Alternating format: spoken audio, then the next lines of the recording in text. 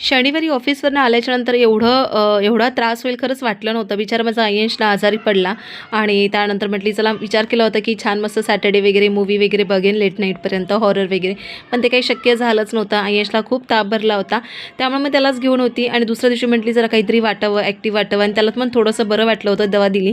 म्हणून मग त्याचं हेअरकट करायचा होता. म्हटली चला आपण मस्तपैकी स्कूल कट करून येऊया.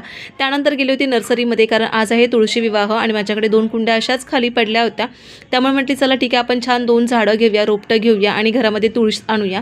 आणि आयशचा प्रचंड आग्रह होता, कारण त्याला तिथे जी ना गाई आणि वासराची जी मूर्ती दिसते ना ती हवी होती आणि नाही जे गुल्लक असतं कॉईन वगैरे साठवायचं ते सुद्धा हवं होतं. म्हटली नको आयश या गोष्टी नको घेऊया, खूप क्रिटिकल असतात, म्हणजे थोड्या डेलिकेटेड असतात, जरा काही पडलं की ते तुटून जातात. त्यानंतर घरी आल्याच्या नंतर ना एवढा पुन्हा त्याला ताप वगैरे पडला आणि ना मी अजिबात आयश आजारी असेल मी आजारी असेल ना कधीच शूट करत नाही, कधीच ना फुल व्लॉग करत किंवा काही करत. त्यामुळे मी काही होम टूरचा व्लॉग काही शूटच केला नव्हता. आणि हा माझा जो साडीचा व्हिडिओ होता ना प्रचंड व्हायरल केला होता आणि मला सगळेजण म्हणाली होती ताई तू नेमकी कोणती साडी घेतलीस, ती तू दाखवली नाहीस, तर ही घेतली होती.